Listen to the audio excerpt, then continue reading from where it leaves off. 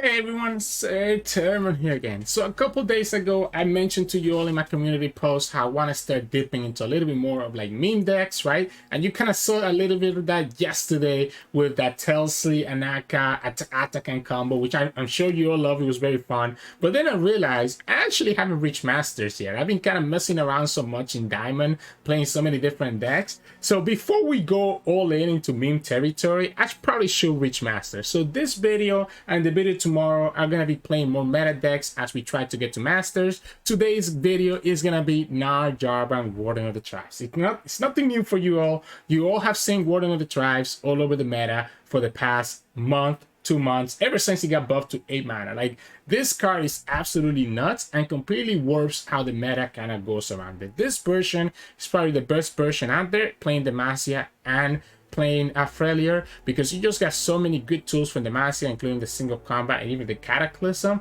as well as being able to get some challengers, Badger Bears, and, you know, the defector, which can let you put a lot of pressure. So just play all your units, play all these different tribes, then go to turn 8, play Warden on the tribes, and just win the game. It's as easy as that. So hope you enjoyed this. Game's coming up soon, and if you do, make sure to like the video below and subscribe to us. We post LR videos every single day. Enjoy the game. In this match, we're going against Lurk. So we do have a lot of units that we can trade with, right? And once we get to a Warning of the Tribes turn, it's going to be really more difficult for the opponent. I'm going to mulligan this whole hand. I'm going to mulligan this whole hand because I want to get like my 1 drops. I guess I'm going to keep the value, right? Not my whole hand, sorry. I meant to say I'm going to mulligan almost everything, right? Because I do want to have access to this Badger Bear on turn 3, just in case that we have like a pretty awkward hand. So we can pass here. We don't have to do anything with this Poro. We get the Warden of the Tribe, so all we need to do is survive to turn 8. If the opponent doesn't open attack, we can go Broadwind, which allows me to block their Sharkling or their Chronomancer, which is pretty nice for us. It can be undone. That tells me do you have the oh, you don't even have the Rek'Sai? Wait a second, so I just blocked this one, right? I thought that was a Rek'Sai. Why attack then? Why attack? Let's go here. I like the Badger Bear. It's a much better blocker into the Snapjaw.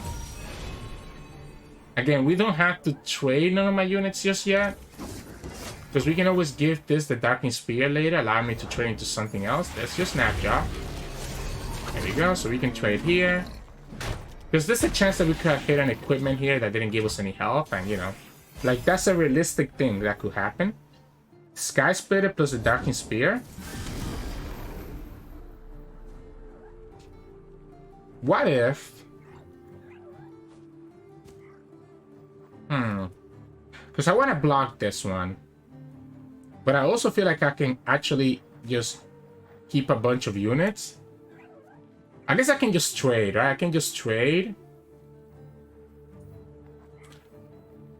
I guess let's just trade. Yeah, let's just trade here. We can go for the top. Next though, we can just play Badger Bear and still have like Darkening Spear or Sky Splitter open for us. Ruthless Predator. That's such a waste because you want to have that for your like you really wanted to have that for your Rek'Sai, right? Like, I'm okay taking this like this. I'm completely fine with this. Lucky Poro or Badger? I think I'm just gonna play the Badger. I don't need to play the Lucky Poro right now. I'm just gonna play the second Badger Bear. So we go like this. We can even go for this Wolf Dog if the opponent actually wants to trade. If they go for a Pike here, which is what they're showing me. So they have the Pike, right? If they have the Pike, we can play this Wolf Dog. Of course, right? So they have the Pike. So the Pike is a 4. This is also going to be a 4.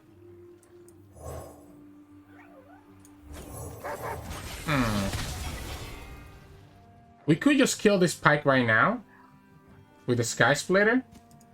I'm scared of a second Pike, but I think it's correct to kill this Pike right now. We're still 2 turns away from the Warden of the Tribes, though. Okay. They chose to leave the Broadwind alive. Wow. I don't know about that one. We're going to play Anaka next turn, so I don't want to put the Anaka on the Broadwind. Yeah, we're going to play Anaka next turn. I'm gonna have to trade. I guess I can go for the Plucky Poro. The pike is close to level. Wait, you don't even attack with the pike. So you decide not to even attack with the pike. Ha! Interesting. Interesting. What if we... I guess, no. I know why. Wait, they didn't have the mana. They didn't have the mana to play the pike. What am I talking? They have 3 health, right? So they don't have the mana to play the pike. Oh, wait. This is not a Naka. For some reason, I thought a Naka was 7. I'm so used to playing the discounted version of a Naka that I thought she was 7. So the opponent has a pike and whatever other card they just drew from the predict. If that's a second pike, that could be a problem. The opponent chooses to pass here, so this makes it easy because now I just go Warden of the Tribe next turn. So even if it is a second pike, I'm just chilling. So even if that's a second pike, I'm just chilling here. I guess that's not true. They could go second pike and then have the third. They could have both pikes here to punish us with. For some reason, I thought they had 7 mana, and for some reason, I thought my Anaka was also 7 mana. I'm off with my mana. So we know one of them is pike, and it's not the spell. It's just a regular pike. The second one here ends up being the spell pike, right? So they end up going here, because what they want to do right now is that they want to actually just attack into this. So this pike is going to be able to kill this, and it's going to level it up. They have the second pike in their hand, so they can actually go for the pike Bone Skewer. So they can actually kill my whole board here. That's not true.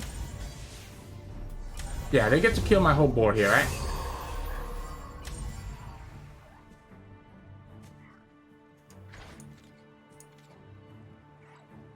Oh no, he's leveling up right now, so he still needs to... Okay, so after the level up, he'll be able to do this thing, right? So after the level up, he'll be... The problem is that he doesn't kill this second unit, right? So the problem is that he doesn't get to kill this second unit, so he doesn't actually get to kill us. So if we go like this... We go like this, just block everywhere. I should have actually blocked... I messed up my blocks, right? Because this guy's gonna get hit here. So he should have actually gone after the hammers now. Right? So he should have actually gone after the hammers now.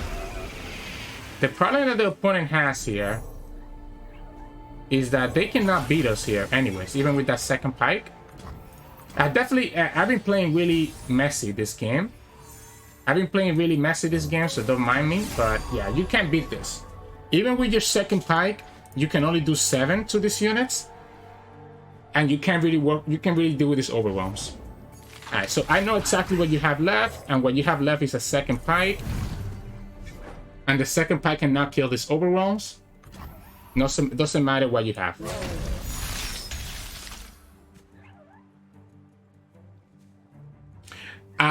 I just lost track of the cards, right? I lost. This is not a game that you want to learn from, right? Like, we won the game just because we have double Warden of the Tribes, which I guess proves how dumb this deck is. You can just have 100 misplays like I did today. It's really early in the morning for me, that's why. So, because I'm recording this before I start work, right? So this is like, it's like 7 a.m. for me right now.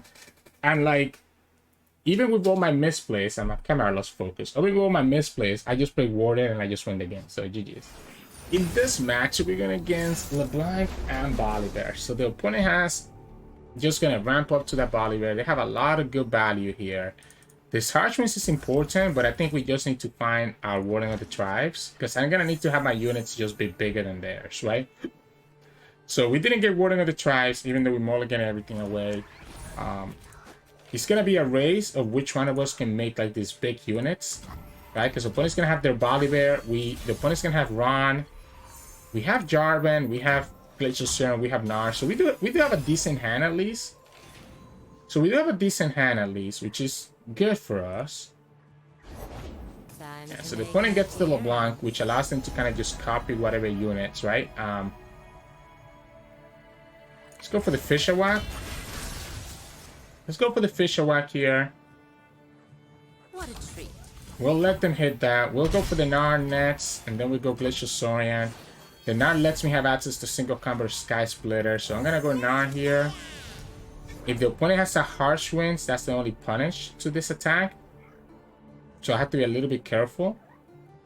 But the overwhelm means that we'll probably always level up this Gnar. If the opponent uses the harsh winds right now, I might be okay with this. I'm able to still punish this with a single combat. I'm also able to just go for the pokey stick on it, which is why I'm okay if the opponent blocks. Okay, they decide not to block. So she's gonna get vulnerable on it no matter what. She will be close. Marauders. Do I let the Marauders go? She still needs one more damage. One more damage to be able to level up this LeBlanc, right? We can block the Marauders with the Gnar. We have this Harsh Winds, which is going to be a big punish, allowing me to kill both units. Okay. So we just go Harsh Winds, right? I think I like this Harsh Winds here. We'll go like this. So we go Harsh Winds here and just kill both their units. Sigil. Sure. Or do we Sky Split it right now? Let's Sky Split it right now. I think because I have the Jarvan, it means that if the opponent plays any other unit here, right? So let's say the opponent plays any other unit to defend themselves, the Jarvan is gonna pull them away, right? So that means that we're pushing a lot of damage with this Blacksmith and this Gnar, and that's why I wanted to keep them. That's why I wanted to keep it alive. So we're just gonna go like this. Like this is 9 damage. If the opponent doesn't play Harsh Winds here, they go down to 4. And going down to 4 against a Warden of the Tribes deck is pretty good for me. They don't have access to Volibear just yet, unless they get another an Invocation of Thunder here, or they get another Bal here.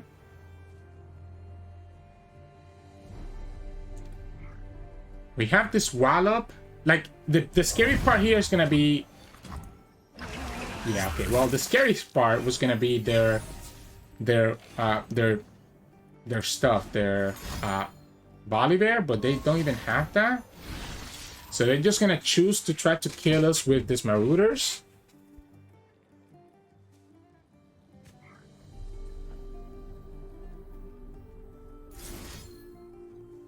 What about we Cataclysm? We can Cataclysm to kill one. We'll have the Pokestick for 0 mana. And we can play this Gracious Shonen into Warden of the Tribes.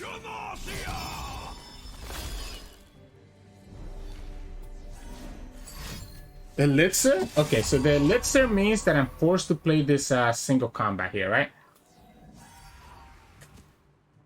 I'm forced to play this single combat here, otherwise I just lose this for free. I could also, I guess, just give them my Blacksmith. So we can go like this. And we can just transfer the Overwhelm equipment to a different unit. And then go Warden of the Tribes anyways. I don't want him to get this value from the Marauders, right? I don't want it to get this Marauder value no matter what. We'll take this damage. Because what I'm going to do is that I'm actually just going to put the Overwhelm here. Put the Pokestick to face. And then just go Warden of the Tribes. Even if the opponent has their Volibear, it shouldn't kill us. All our units are going to have... Oh, and we even get a portal on top of it to add insult to injury. So this Warden of the Tribes is going to be pretty big, and we have a bunch of Overwhelm units.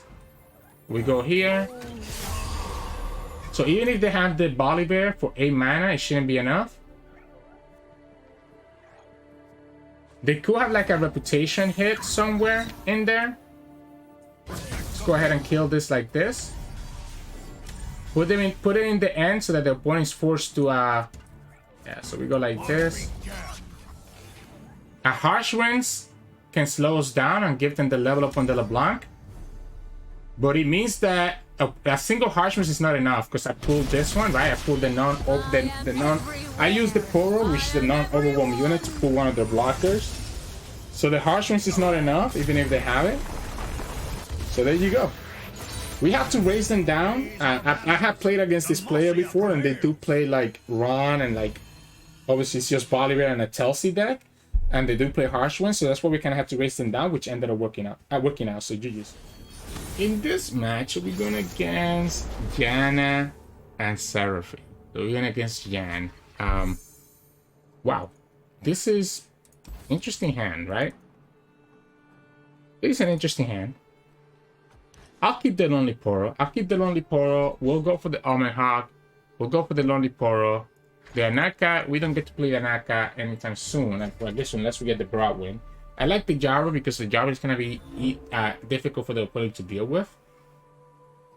And obviously the Almond Hawk gives me the bird and also makes some of my other units on the top of my deck a little bit stronger, so that they can potentially be out of range of the opponent's Mystic Shots and other removal. Opponent ended up not mulliganing anything. Okay, so that's perfect, right? Because this lets me play the Darky Spear and the Broadwind, and then have a Lonely Poro. So we can go like on turn 2 Broadwind, on turn 3 Darking Spear, and then also have the Lonely Poro to give the Broadwind the challenger. So that's a pretty good hit here on that we got. It would have been better if it came after, right? Okay, this is also gonna be really nasty against them because they don't have a way to deal with tough. They don't really have a good way to deal with tough.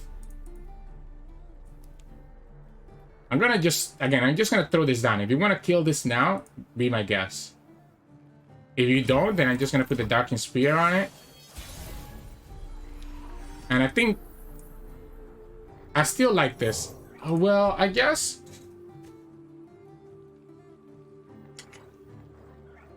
No, I still like this. I still like this here. Just make it stronger in both the units on top of my deck. I could go for the Blacksmith, but then this is losing to a couple things, right? We can go Lonely Poro here. Okay. Pioneer, Portal Pioneer. That's kind of cute. So we can just go here. Do I want to even give... Actually, I do. I want to give them this block. That way, I can have less units to deal with my Defector. Yeah, so you're going to destroy the Anaka. That's okay. I already got some value out of it, and my Broadwind still stays healthy enough. We can go Defector here. And we still have the Scout. So I can just chill here. We have the Sky Splitter. This is going to give me an additional 3 health, which is great for us. So we can go like this. The Scout is going to be really problematic for Jan to deal with. Especially because I also have Tough. Okay. Let's go here. If they have the 3-mana spell, that's one way that they can save themselves here. Okay, they don't. Let's go Blacksmith. I want to force him to have to consider blocking with that Janna. The Tough is so much better, right? I think the Tough is so much better for the remainder of the game because of the things that this deck has, right? So we can just challenge like this, start getting this Jarvan leveled up. I'll let you kill this if you want to. If you want to give me your Janna, I'm okay with this. So they gave me the Janna. The Jarvan is leveled up now. So they gave me the Janna. The Jarvan is leveled up. We can go Combat Cook into Porofly and Watchful Dog, even if the opponent kills one of my units. Or they can increase the cost of my Combat Cook, but it's not gonna matter.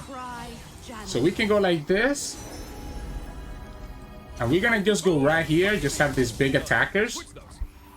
And at this point, we don't play anything else, right? Because we want to get the Jarvan down. We just pull the Janna and push damage everywhere else. So we just go like this.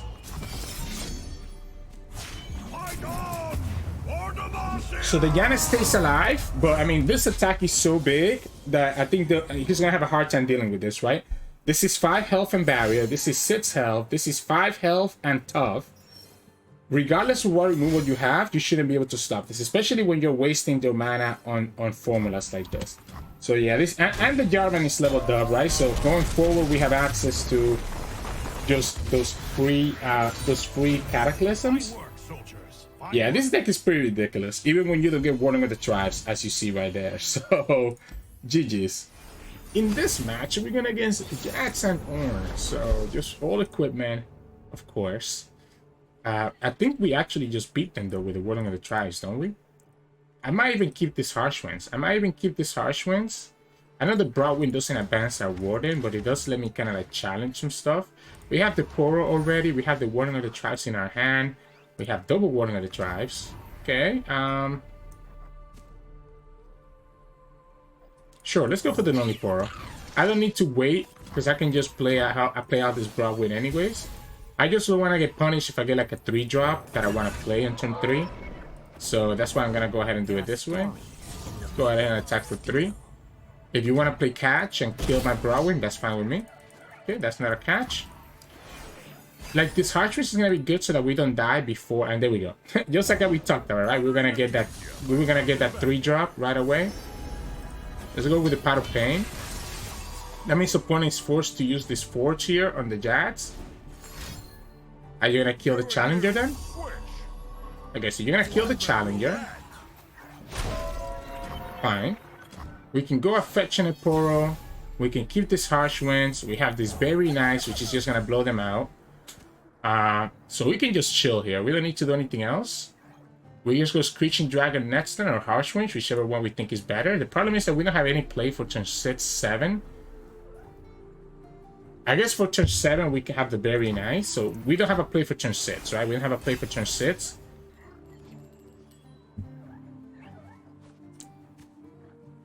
I might have to keep this Harsh Winds just to protect my units. So what we're going to do is that we're going to go... Because I'm kind of scared of a second Challenger. I guess let's go for the Screeching Dragon. Let's force him to use the Challenger. If they have another... If they have a Fish Fight or an Entrancing Lore, let's force him to use it. If they just attack like this, am I okay just passing? And just stalling out for the Warning of the Tribes turn. And then going forward, we now have the Harsh Winds, right? So now we have the Harsh Winds, and next we have the Very Nice. So we can go like this. Let's go for this Fisher Walk. Give myself another Overwhelm unit. Okay. So this is where it gets cute, right? This is where this one-off Very Nice really just wins us the game. Because we can Very Nice next turn and then just play Warning of the Tribes. Especially if the opponent plays this Ornn, they literally just lose the game. And this is why one-off Very Nice is always great. So here we go. And the opponent surrenders here, and that's the game. Because they also lose all their equipment. They still didn't surrender. Well, if they didn't surrender now, they're going to surrender once they see the Warden. So they didn't surrender there, but they're surrendered here. And we just attack and win the game? Yeah. It's such a crazy combo, right? I have the attack tokens on evens, so I'm able to go Warden of the Tribes. I'm able to go Very Nice on my turn 7, and then Warden of the Tribes on turn 8. And literally there's almost nothing that opponents can do to stop this, right? Like, nothing. Next turn, we can even go ahead and like play Almond Hawk into a second Warden, and that will give us another +4/+4 because we haven't played the bird just yet. We have only played like we didn't even have that many. We didn't even have that many tribes, right? Which is kind of crazy to me. Yeah, even if they had another freeze, it wouldn't have mattered because that would still leave them with 1 less health. So. Yeah, GG's. In this match, we're gonna against no champions, Target, and Shadow House. This is gonna be just all control. I'm guessing that this is gonna be just all control. And this Glacier Saurian and the Sky Splitter are both so good. I'm gonna keep this hand. This is a pretty hand. I like the Sky Splitter because it lets me play around Soul Harvest, right? But this means that I'm gonna be very slow at actually getting multiple tribes. Oh wow, we got double Harsh Winds. That's gonna suck, right? I was hoping that my draw would at least be better, but like the double Harsh Winds makes things a little bit more awkward than it needed to be. Okay. You know, I kept this. It was a greedy keep. I'm not gonna lie. This was a greedy keep. But my hope is that... My hope was that I will at least get something playable on my next 3 draws, considering how many cheap units I play. But unfortunately, that just wasn't meant to be. So let's go. Yeah, see, 1 turn too late, right? So imagine if we had that last turn, that would have saved. That would have been that we would have lost that mana. So here comes the Soul Harvest. Oh, okay. Well, it's not a Soul Harvest, but it still finds us use for the Sky Splitter, right? And now we know that the opponent has already used their card there. The card that they got for Solari. This also means that they don't have enough for their Cosmic Call just yet. We could go... So we're gonna go for this Surveyor. We could just go here and just draw. Sure, let's just draw. Because this also gives +1/+1 to all my other units, right? In the top of my deck. So let's just draw here. Let's play the Fleet for the Tracker.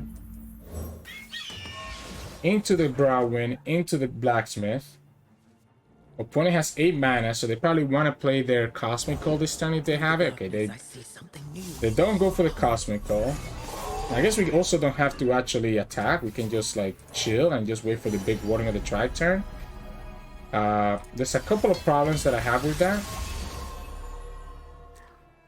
So there's a couple of issues that I have with that. Okay, Quietus here. I guess we can go like this. We can go like this. That none of my units get traded off here. So none of my units get traded off here. Opponent has to trade their war. Undergrowth, alright, so you kill the Gnar. Whatever, like, this has to be a Cosmic Call deck, right? Like, there's nothing else that makes sense. I am a little bit concerned about, like, a Ruination once I go from the Warden of the Tribes, but we do have a second Warden. So maybe what I need to do is just not all in my rest of my units. Maybe we don't have our other units come down. We can play the Badger Bear. That gives us access to the Elite, right? So we can go like this. We can Pokey Stick this Divine Clerk if we want to. Okay. Let's go like this. See if we force the Pell Cascade out of them. No Pell Cascade. Alright. So we're gonna play the Poro just so that we can get this even bigger. And we're not gonna play the rest of my units because I want to be able to refill my hand. Wait. No, opponent still has enough for Ruination. So opponent still has enough for Ruination. So if they go for the Ruination here, I'm gonna play the weaker Warden. I'm gonna keep the rest of my board to refill, the rest of my hand to refill my hand, right? Okay, opponent doesn't have it, and we just win the game. So I didn't want to play that. I mean, also we didn't have the board space anyway, so it wouldn't have made sense to play that other Poro. But this way, even if the opponent does like have a Ruination, we still have enough units in our hand. Like next turn we could play Combat Cook, Poro, and the Glacial Saurian, and that's still 3 units. And then the turn after that, just go a second Warden of the Tribes and just get there. So GG's.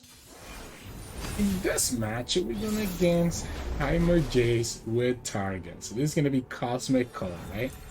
So Cosmic Call. We have the Warden, we have the Jarvan. I don't really have anything else, but I kind of just want to keep this Warden, to be honest. Yeah, at least we get like a good hand to start with, because I really want to keep this Jarvan. I really want to keep this Warden as well. Just kind of just have this units that we can play. Unfortunately, we didn't get a 1-drop, which would have been ideal against their 4 chief. So the opponent's gonna get quite a bit of value from this 4 chief. This Very Nice is also gonna be really good. So I think I'm cool with this. The Adapter is gonna die to the Browwind most likely. We can play this Black Myth to heal up. Sure. I guess technically I don't get to actually kill it now because I ended up going like this, but I think that's fine. We can go for the combat reel. Scratch-on. Okay. Got a not surprise, Ooh, there we go. A little bit too late for this little Omen Hog, but at least he finally made it. So this is gonna be 3, 4, and then we'll just pass. We can block the Scrap Trap with the Blacksmith. We get the Which means that actually we can go ahead and actually just play both the combat cook and the wolf dog, right? If the opponent kills my blacksmith, like if the opponent attacks here, they need to keep this guy alive, so they might actually... Perfect. So we block this. We're able to play this wolf dog, right? So we can go here first. Out of pain, seems pretty good to me. I guess we could go for the overwhelm, right? The overwhelm's probably better. It's gonna help us out more. The opponent gets their cosmic call, no surprise. We do have this Jarvan next turn that can actually go after the scrap trap, but at the same time I kind of don't want it to go after the scrap trap because I feel like he's gonna be if we go after this, I should go for the overwhelm here, like absolutely, right? I should have definitely go for the overwhelm. If we go after the scrap trap, the Jarvan could potentially die to the Jarvan could potentially die to like a mystic shot. So I think I'm gonna go like this first and just have the cataclysm to kill like an opponent's Heimer if the opponent plays a Heimer, right? Just push all this damage. Let them kill. Let my Broadwind die. That's fine. Next turn we're gonna have Warden of the Tribes. We can actually go very nice into Warden of the Tribes if necessary. I would love to play this Gnar if possible. Okay, so opponent has 2 discounted things, right? So they have 2 discounted things here, 2 discounted cards because the Cosmic Call let them get it discounted. The problem is that they only have done a single Cosmic Call, so it still shouldn't be enough to actually kill us. Yeah, we can go Badger Bear here. They could have the Obliterate. They could have the 9-mana Obliterate. There it is. And we just play this Gnar then. Do we take this 11 damage? Oh well. Okay, so that's a little bit weird that the opponent did it like that, because now I just go here, right? Now I just go here and you lose the game? Like, that's a fight. Why not attack? You want me to trade, right? You want me to trade my units because you know I was gonna play Warden of the Tribes? Why not trade there? That was really weird. So GG. Hey, welcome back everyone. Hope you enjoyed those games of Warden of the Tribes. Again, nothing novel, nothing new. Pretty straightforward what you need to do with this deck. And it's just get to turn 8, find your Warden of the Tribes. I started when we're talking about here about mulligan tips, I actually started realizing how important it is, right, to just get this Warden of the Tribes. So I'm actually crazy enough to suggest that you should hard mulligan your whole hand if you don't have Warden of the Tribes. You have enough early units, right, that you don't need to like, oh, I need to keep like an early unit so that I have stuff to play. I need to keep like different tribes so I can build up the Warden of the Tribes. Forget about that. You have enough different tribes and enough different units that you'll be able to survive. You have harsh winds, you know, you have stuff like that. But I can tell you one thing, you're not going to win the game if you don't get that Warden of the Tribes. So make sure you just hard mulligan for the Warden of the Tribes, and then the strategy becomes really easy because then after they're just trying to survive to turn 8 while building up your board and just win the game from there. The deck is very, very powerful at what it can do, and it's very hard for a lot of opponents to be able to deal with a big Warden of the Tribes while you have a big board on the field. My camera keeps losing focus. I noticed that when I was recording today's video. Maybe I need to like clean it up. But anyways, oh yeah, there you go. That got better. But so yeah, so that's the game plan here. That's my mulligan strategy, to be honest. There's not much else that can be said about this deck. Like, unfortunately, I will say that this is probably one of the lowest skill metas in my opinion, just because of the existence of Warden of the Tribes. Because it's really, really difficult to play around Warden of the Tribes if you don't have the right deck to play around it. So just kind of play it out and see what happens. There's not much I can say. So yeah.